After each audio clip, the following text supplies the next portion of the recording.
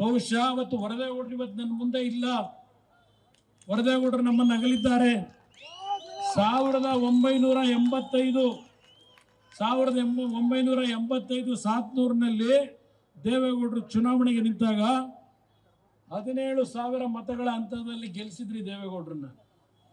ಅವತ್ತು 1 ತಿಂಗಳ ಕಾಲ ಹಳ್ಳಿ ಮೇಲೆ ನನಗೆ ರಾಜಕೀಯದ ಗಾಳಿಗಂತ ಗೊತ್ತಿರಲಿಲ್ಲ. ವೇದಿಕೆ ಮೇಲೆ 1 ನಿಮಿಷ ಮಾತಾಡತಕ್ಕಂಥ ನನಗೆ ಅನುಭವವೂ ಇರಲಿಲ್ಲ.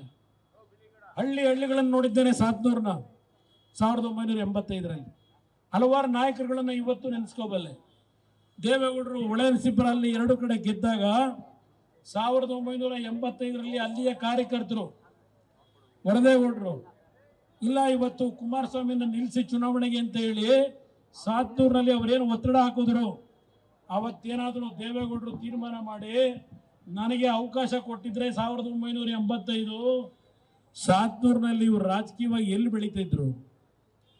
ದೇವೇಗೌಡರ ಕೃಪಾ ಕಟಾಕ್ಷವೇ ಅವತ್ತು. ಅವತ್ತಿನ ಜನತೆಯ ಪ್ರೀತಿ ಏನು ಅನ್ನೋದನ್ನು ನೋಡಿದ್ದೆ ನಾನು. ಅಲ್ಲಿಂದ ನನ್ನ ರಾಮನಗರ ಜಿಲ್ಲೆಯ ಸಂಬಂಧ ಪ್ರಾರಂಭ ಆಗಿರೋದು.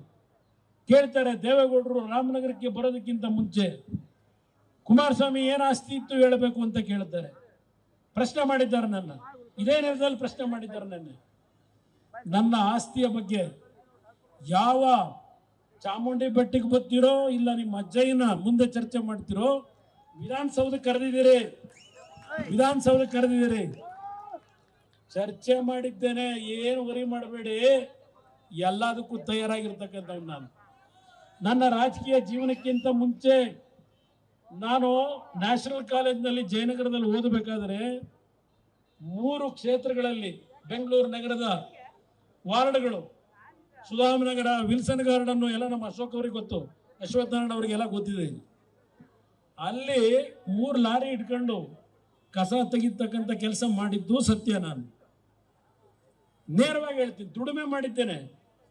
ಸ್ವಂತ ಬೆವರು ಸುರಿಸಿ ದುಡಿಮೆ ಮಾಡಬೇಕು. ನಿಂತರ ನಾನು ಹೇಳ್ತೀನಿ, ಕನಕಪುರದ ಜನತೆಯನ್ನ ಎಷ್ಟು ದಲಿತ ಕುಟುಂಬಗಳನ್ನ ಹಾಳು ಮಾಡಿದ್ರಿ, ಎಷ್ಟು ದಲಿತ ಕುಟುಂಬಗಳನ್ನ ಹಾಳು ಮಾಡಿದ್ದೀರಿ.